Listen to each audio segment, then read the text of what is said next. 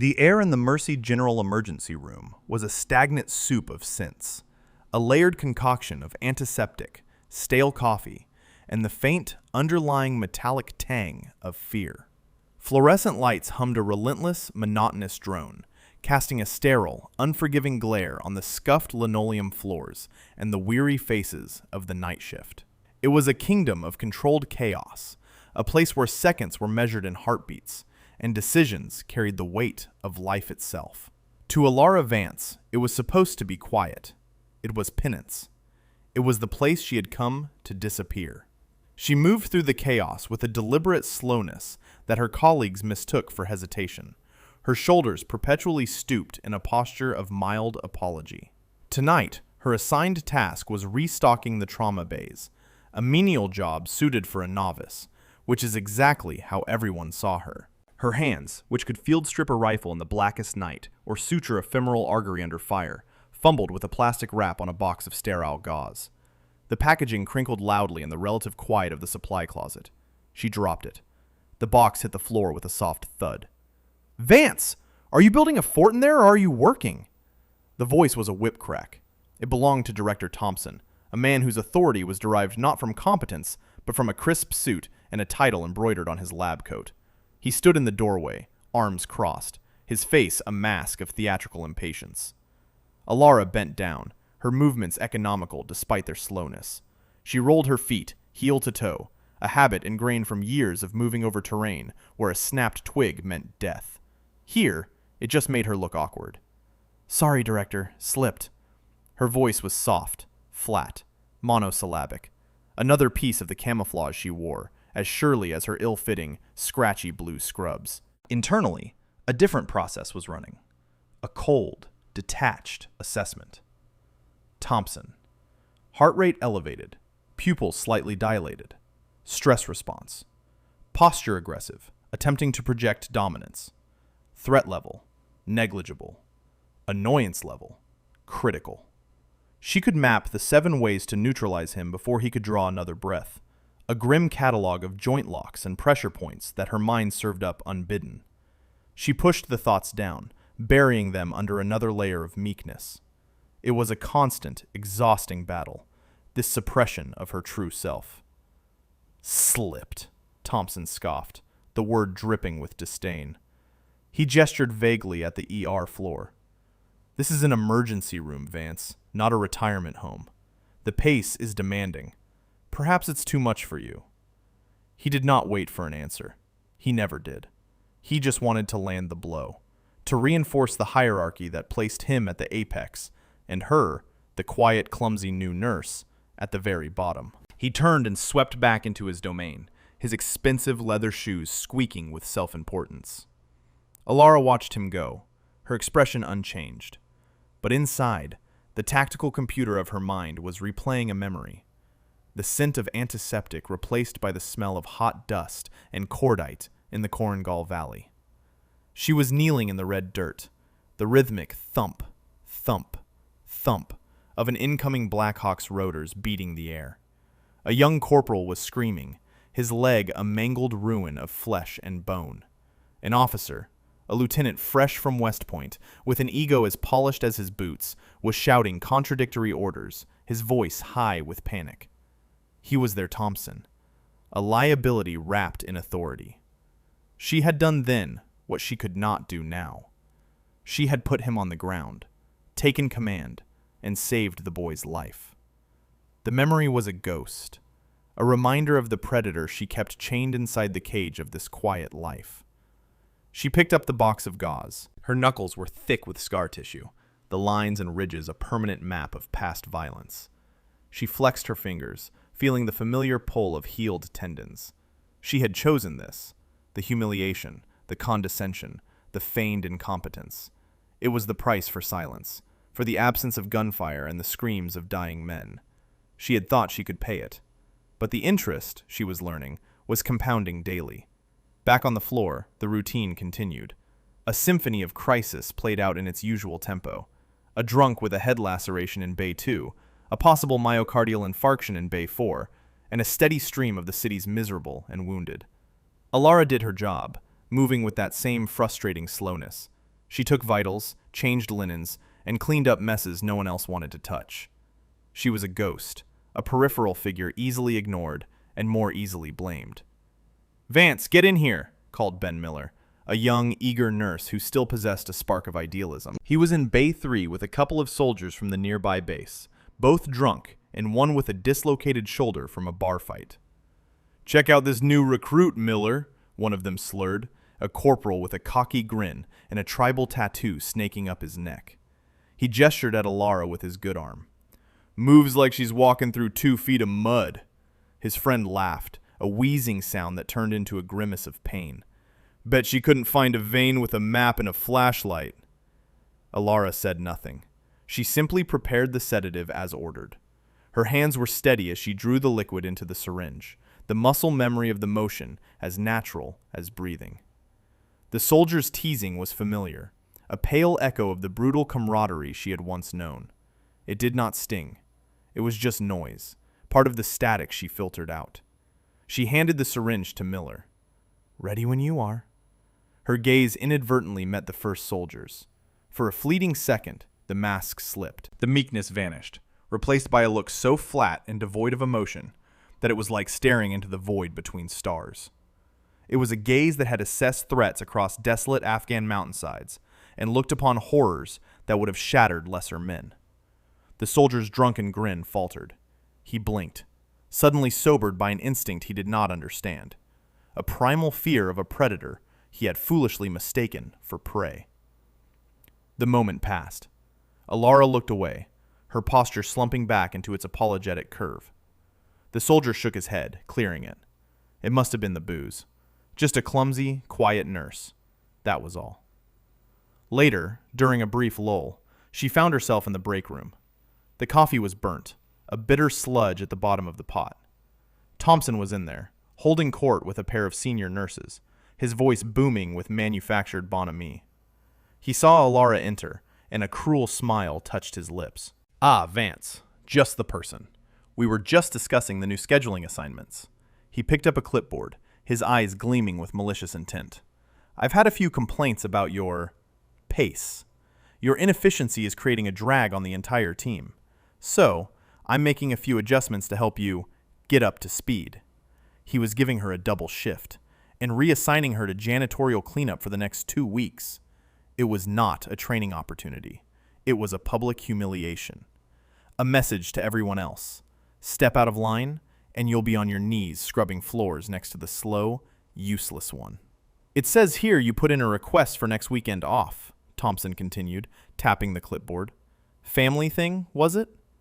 Alara thought of the simple, quiet reason. It was the anniversary of the day her unit was ambushed in the Zari district, the day she lost her team. The day she earned the scars, both visible and not, that she carried every moment. She did not want to be around people. She just wanted to be alone, in silence. "Yes, Director." "Request denied," he said, with a final, dismissive flourish. "We need all hands on deck, even the slow ones." He laughed, and the other nurses offered weak, sycophantic chuckles in return. Alara stood there, the insults washing over her. She used the breathing techniques they had taught her in STIR school. Box breathing. In for 4, hold for 4, out for 4, hold for 4. Control the body, control the mind. The wall inside her, the one she had built brick by painful brick to contain the warrior, began to crack. A fine, hairline fracture through which a dangerous pressure was beginning to seep. She gave a simple, quiet nod. Understood. She turned and walked out, leaving the sound of his self-satisfied laughter behind her. The price of peace, she realized, was becoming too high. Penance was one thing. This slow, deliberate grinding down of her spirit was another. Her promise to live a quiet life, a life for the men who had not come home, felt less like a tribute and more like a betrayal. They had not died so she could be a doormat for a petty tyrant in a kingdom of beige linoleum. The rest of the shift was a blur of quiet endurance. Thompson rode her relentlessly, his condescending remarks echoing in the cavernous room. He corrected her technique for making a bed, a task she had performed on cots, slick with mud and blood. He criticized her for being too slow when she took the extra 10 seconds to properly comfort a frightened child. An act of simple humanity in a place that often felt devoid of it. Each barb was a small chip in her armor. Each insult another stress fracture in her resolve. At one point, he assigned her to clean and organize the main supply depot, a labyrinthine storeroom in the hospital's basement. It was a clear act of sabotage, designed to take her off the floor and bury her in meaningless work. The room smelled of dust and old paper. Boxes of expired supplies were stacked precariously, a testament to years of neglect. It was a task that would take days, not hours. She did not complain. She simply began. Her movements, away from the judgmental eyes on the ER floor, became fluid and efficient. She categorized, sorted, and stacked with a speed and precision that would have stunned anyone watching. This was a different kind of tactical problem. Logistics, supply chain management. She had organized entire forward operating bases with less. The chaos of the storeroom began to bend to her will, forming neat, orderly lines. In the quiet solitude of the basement, the memories came flooding back, stronger than before. Not just the firefights, but the moments in between. Cleaning weapons with her team, the smell of CLP solvent sharp in the air. The low murmur of voices as they shared stories from home, their faces illuminated by the green glow of night vision goggles. The fierce, unspoken bond forged in the crucible of shared danger. She remembered Sergeant Marcus Cole, her team leader, a man whose authority came not from a title, but from the quiet confidence of a master craftsman. He never raised his voice, because he never had to. His calm was a shield for them all. He had been the first to die the Zari ambush. A single, hot tear traced a path through the grime on her cheek. She wiped it away with the back of her hand, her gesture rough, angry. She was not just hiding from the trauma, she was dishonoring them. Cole would not have tolerated this. He would have told her to stand up, to find a new mission, to stop letting the ghosts of the past dictate the terms of her surrender. This life, this meek existence, was a surrender. When her shift finally ended, just before the gray light of dawn, the storeroom was immaculate, a testament to her hidden, ferocious competence. She walked back up to the ER, the sterile smell hitting her like a physical blow. She found Thompson in his glass-walled office, reviewing charts. She did not knock. She walked in and placed her hospital ID badge on his desk. He looked up, startled. Then his expression soured into a sneer. "What is this, Vance?" "I quit," she said. Her voice was still quiet, but the flat, empty tone was gone. It was replaced by something cold and hard, like polished river stone. Thompson blinked, taken aback. He had expected begging, or perhaps tears. He had not expected this quiet finality. He quickly recovered his bluster. "You can't quit. I haven't accepted your resignation. You think you can just walk out? After the mess you've made? You're a liability." "I'm done being your liability," Alara stated. It was not a request. It was a declaration. "My shift is over." She turned to leave. "You'll be hearing from my lawyer," he shouted at her back, his voice cracking with impotent rage. "I'll have you blacklisted. You'll never work in this city again." Alara did not stop. She did not look back. She walked out of the ER, past the beeping monitors and the weary faces of the incoming day shift. She pushed through the double doors and stepped out into the cool morning air.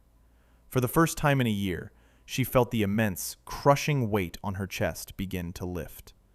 She had failed her mission to disappear, but in doing so, she had perhaps saved herself. She walked away from Mercy General, believing she would never set foot in it again.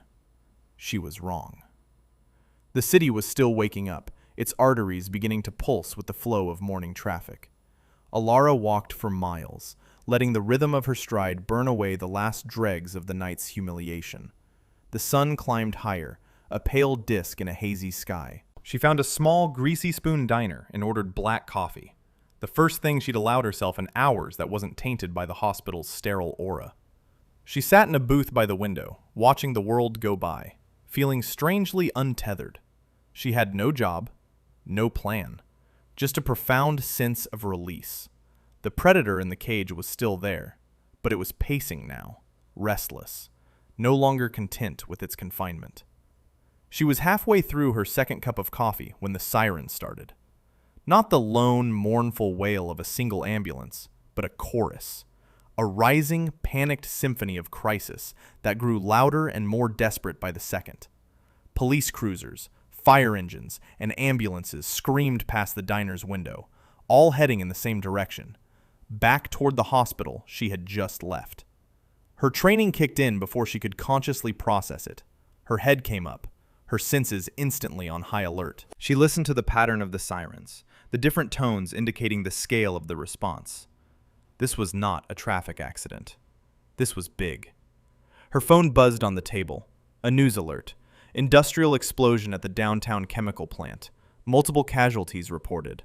She felt a cold dread settle in her stomach. Mercy General was the closest Level 1 trauma center. They were about to be hit by a tidal wave of mangled humanity. And they would be facing it with Director Thompson at the helm, the man who panicked if the coffee ran out. She threw a few dollars on the table and walked out of the diner. Her feet, of their own accord, began moving back toward the hospital. It was not a choice. It was an imperative, coded into her DNA by years of training and a creed she could never truly abandon. I will never leave a fallen comrade. The people in that ER, the ones about to be overwhelmed, were now her comrades. Even Thompson. By the time she was a block away, the scene was one of pure chaos. The streets were choked with emergency vehicles. The air was thick with the smell of smoke and chemicals. A line of ambulances was queued up outside the ER entrance, a grim conveyor belt of suffering. She could hear the shouting from inside, the high-pitched notes of panic threading through the noise. She did not use the main entrance. She slipped around the back, to the staff entrance she had used just hours before. The door was propped open. She walked in, her scrubs from the previous shift still on, and was immediately swallowed by bedlam. The ER, normally a place of controlled chaos, had devolved into a slaughterhouse. Gurneys clogged the hallways, each bearing a victim of the explosion. Burns, lacerations, blunt force trauma, chemical exposure. The air was thick with the smell of burnt hair and blood, a scent that was sickeningly familiar to her. The staff was completely overwhelmed, their faces pale with shock. Nurses were running, doctors were shouting, but there was no cohesion, no central command. It was every man for himself. And at the center of the storm, standing frozen in the middle of the floor, was Director Thompson. His crisp suit was rumpled, his face ashen. His mouth was opening and closing, but no coherent commands were coming out. He was just shouting fragments. Get more saline. Where are the burn kits? Somebody page orthopedics. We need more beds. He was a ship's captain screaming at a hurricane, his orders meaningless and unheard. He had lost control. Alara's heart rate, which should have been skyrocketing, began to drop. The cacophony of screams and beeping monitors faded into manageable static. The chaos resolved itself in her mind into a series of clear, tactical problems. Triage, airway management, hemorrhage control. The heavy pressure of her quiet life was gone, replaced by the crystalline clarity of the mission. This was her terrain. This was what she was built for. She began to move, her steps no longer slow or hesitant, but fluid and purposeful. She spotted Ben Miller trying frantically to intubate a man whose face was a swollen, burned mask. His hands were shaking too badly. The patient's oxygen saturation was plummeting. Nearby, Thompson saw a patient with a piece of rebar protruding from his abdomen and began to pull at it, a move that would have caused a fatal hemorrhage. The patient screamed in agony. This was the critical moment, the point of no return. Thompson was not just incompetent. He was about to actively kill someone. Her duty to preserve life overrode her mission to remain hidden. Stop. The word was quiet, but it cut through the noise like a shard of ice. Thompson froze, turning to see who had dared to command him. He saw Alara. Vance? What are you doing here? You're fired. Get out, he shrieked, his voice thin and reedy with panic. Alara ignored him. She moved to the patient with the rebar. Let go of him, she said, her voice now a low, dangerous growl. "This is my ER. I am in command," Thompson blustered, his hand still on the bloody piece of steel. Alara did not argue. She did not raise her voice. She placed one hand on his shoulder and applied precise, targeted pressure to the cluster of nerves there. Thompson gasped, his arm going numb, his grip on the rebar releasing instantly. He stumbled back, his face a mixture of shock and pain. She had not hurt him, not really. She had simply relieved him of command. She turned to a terrified-looking junior nurse. "Get me a trauma pack and bolt cutters, now." The nurse stared, frozen. Alara's gaze locked onto her. The mask was gone, utterly shattered. Her posture was ramrod straight. Her eyes were hard, analytical, sweeping the room like a targeting computer. The apologetic, clumsy nurse had vanished, and in her place stood a commander. "Move," she barked, and the single word was so full of absolute authority that the nurse jumped and ran to obey. The transformation was total. It was a snap, a disintegration of a carefully constructed facade. She was no longer hiding. The ghost had emerged. She turned her attention back to the chaos. Her mind was a whirlwind of calculations. She saw the flow of the room, the bottlenecks, the critical patients being overlooked. It was a battlefield, and she began to conduct its bloody orchestra. "Miller!" she snapped, her voice carrying across the room. Ben Miller looked up from his failed intubation, his eyes wide. "Patient's airway is closing. You can't tube him. Get me a crite kit. I need a surgical airway." Miller hesitated for only a second, his brain struggling to reconcile the Alara he knew with the woman giving orders. But the certainty in her voice was undeniable. He ran. She moved to a gurney where a young woman was bleeding out from a shrapnel wound to her thigh. A resident was fumbling with a pressure dressing that was already soaked through. "That's not going to work," Alara said, her voice clipped and precise. She ripped a length of tubing from a nearby IV stand. "Get me a hemostat. We're putting on a tourniquet." "Hospital policy is against tourniquets except in extreme," the resident began to protest. "This is extreme," Alara cut him off, her tone leaving no room for argument. She expertly threaded the tubing, using the hemostat as a windlass to tighten it high on the woman's leg. The arterial bleeding slowed, then stopped. "You, monitor her distal pulse and mark the time on her forehead. You have 90 minutes. She was a blur of lethal competence. She moved from patient to patient, her actions a masterclass in trauma medicine under fire. She stabilized the rebar in the man's abdomen, packing the wound to prevent further movement. She performed the cricothyrotomy on the burn victim, with Miller assisting, her hands moving with the swift, steady precision of a surgeon as she sliced open the man's throat and inserted a breathing tube, saving his life just as his airway swelled completely shut. The staff, who moments before had been running in panicked circles, began to fall in line. They recognized true competence when they saw it. It was in the economy of her movements, the clarity of her commands, the unshakable calm in her eyes.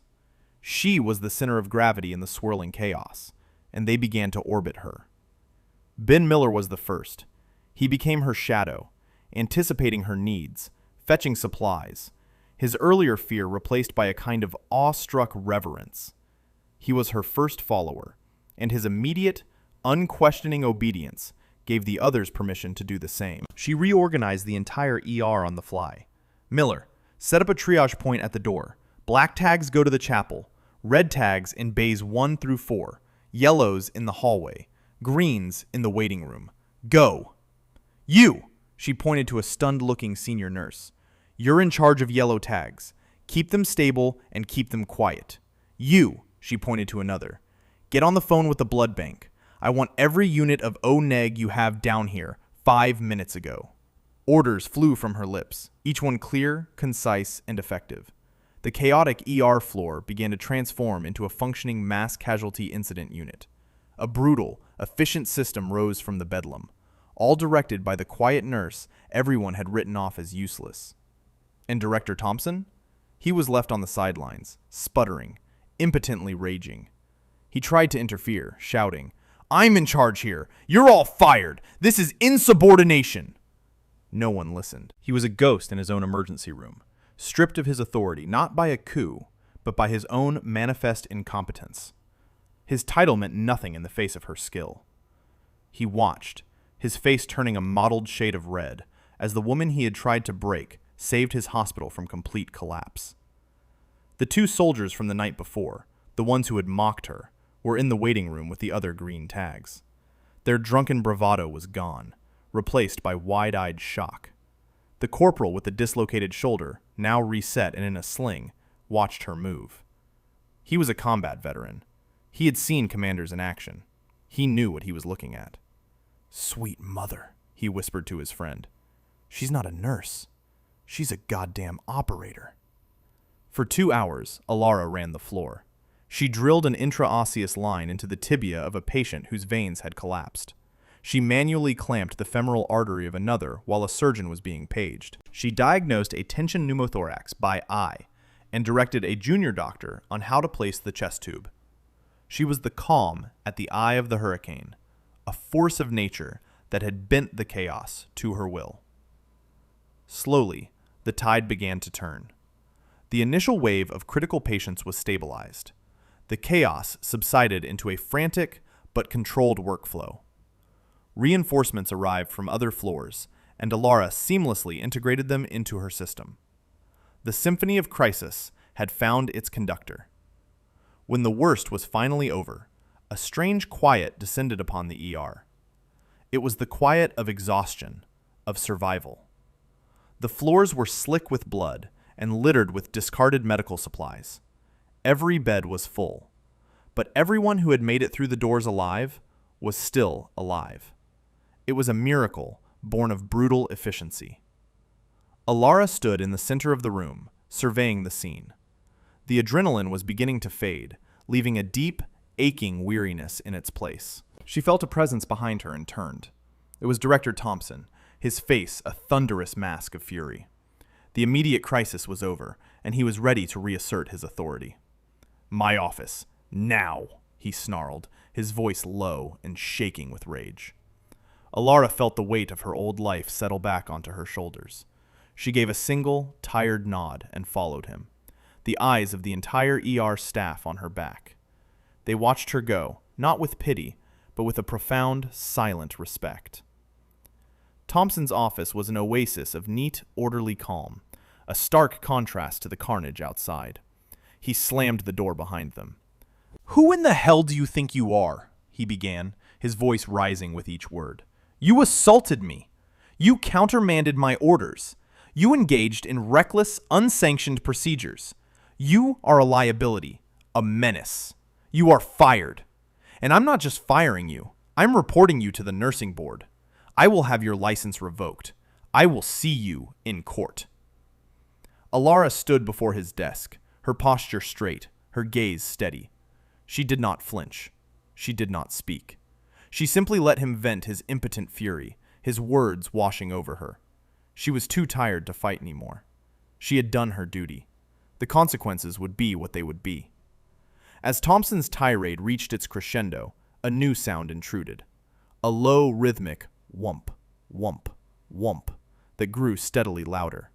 It was a sound that vibrated deep in Alara's bones, a sound from her past, the sound of a helicopter, a heavy one.